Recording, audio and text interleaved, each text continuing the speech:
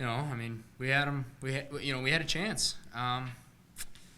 Just didn't convert the fourth down, and I mean, we were driving down, had a chance to tie it up, couldn't get the ball in the end zone, and then, that's what they do. They pound the rock, and didn't get another chance there. But wish we could have converted that fourth down. Chris, what do you think sparked this? They got down. You got down by a couple touchdowns. It seemed like that fumble that you guys recovered really kicked things into gear. Yeah, the fumble was huge, and it actually timed up weirdly because we had just gotten the entire offensive skill guys together, and we just got after him and said, we just got to make plays. This is what we do. We got to make plays, and throws aren't perfect today, but we're going to be making catches. I'm going to try to put the ball where it needs to be. And then, we get the ball back and go down and drive and get a score there. So, it just worked out. That's probably just kind of getting everyone back and refocused and hitting the reset button, as we call it. There were so many close games this year, and, you can look back and say, what if, but, when you think about next year, it's just a matter, like you said, just making those plays to get you guys over the hump, isn't it? I mean, you're so close to being there. I mean, I've never been a part of a team where, we've talked about this where, we lost to New Mexico by, 20-something, whatever, lost to Youngstown by 10. Every other game's been one-possession game. And, I think we've got a lot of guys who are going to be really motivated going into the offseason and just remembering how all these losses felt. It's tough losing games like this. And so, hopefully that'll just fuel us into the offseason, have a great offseason. And we've got so many young guys playing that, they got so much experience this year. And, they're only going to continue to get bigger and stronger and whatnot and get more experience. So, I'm obviously really excited about the future. For the linebacker, did you guys get tired at the end? Time of possession was 37-22. Yeah, but you're still playing for something out there. You kind of catch an extra wind, if you will, when it's coming down to what it came down to. And, if we can get their offense off the field, trust our offense to put some points on the board, and yes, we get tired, but that's not going to stop our will to try to stop their offense. Well, they got their run game, but what's so tough about trying to contain their run game and trying to slow it down? Big boys up front, and then on top of that, they got good downhill running backs, and then Easton provides a good quarterback, good legs. There's a lot of threats, and when they run some of their runs as tight as they make them, they kind of just barrel forward. Some of the situations we were able to stop, but they always had something up their sleeve. Anything else for these guys? Jet, did you think about when you regained some momentum there? Did you think a little bit about last year and how you took care of business against these guys last year? No, I was more so focused on this game. Just, trusting our offense to go out there, and they laid it all on the line, honestly. Not really recollecting from back last year, but I don't know. I just try to focus on this game when it's in the moment. Did you think the team took steps forward this year, you guys in your senior year? Absolutely. I'd give anything to have one more year with these guys.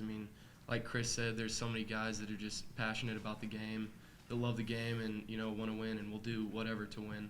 But I think we took a lot of steps forward, seeing how close some of the games were. And, next year, finishing them out would be awesome. And I know that these guys in the offseason are going to do what it needs to be to get done. Jet, so do you think the program is right there on the door? It's a matter of taking that next step?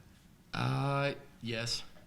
Looking back at all the close games, like Chris said, other than two, the rest of them were down to one possession. So, getting over that hump is something that good teams do. And once we get over that hump, we'll show other teams in the Valley what we're capable of. Sounds like a broken record, over the last 4 weeks a little bit. But, first of all, North Dakota State's a really good football team, and, they played the way that they had to do to win today. When you're able to control the football running it, you're a hard team to beat. And, we knew going in that was going to be a challenge for us. And I give a lot of credit to our defense. I think our defense played really hard. Obviously, there's a couple plays I'd like to have back where they split us on a couple of those perimeter runs. But we played well enough to keep ourselves in the game defensively today and forced a couple turnovers at critical times. And, offensively, I think, the thing I walk away from is, I think, we had opportunities to put more points on the board. We went through a bad stretch there in the third quarter where we probably got away from doing what we do best, and that's mixing the run and pass, and then obviously the possession there. We had 1st and 5 at the 20-yard line, and you got to get that ball in the end zone against a team the caliber of North Dakota State, and tie the game up, or who knows? It was a little bit early, but we might have even gone for 2, and put a little pressure back on them. Is the same thing that last week. We felt that if we could have got ahead in the fourth quarter or pulled, puts a little pressure on the other team, and certainly if we could have tied the game up there, it would have been interesting. But really a credit to our guys. We could have really easy came in here and laid an egg today, I think, with the frustrating way that we had been in games and not closed them out the last 3 weeks. But our guys have a lot of fight, and they showed that today.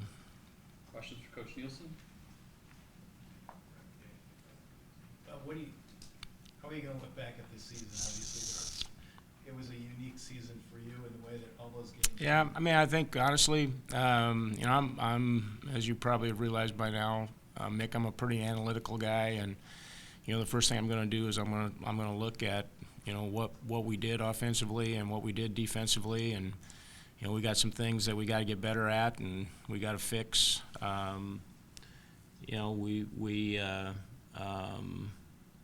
like the fact that there wasn't a game that we didn't compete and have a chance to win, and yeah, we'd love to have a couple more. As I told our guys before the game, we put 1 or 2 of those close ones more in the win column, and this game that we just played out here might be for a conference championship.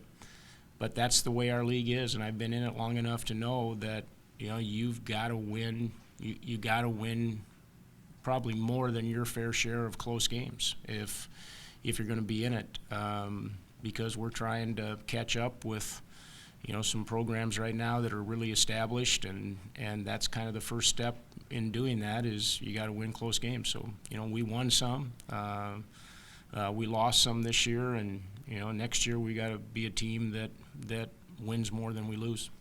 Bob, what was the discussion on 4th and 9? Go for it or do the field goal with 5 minutes left?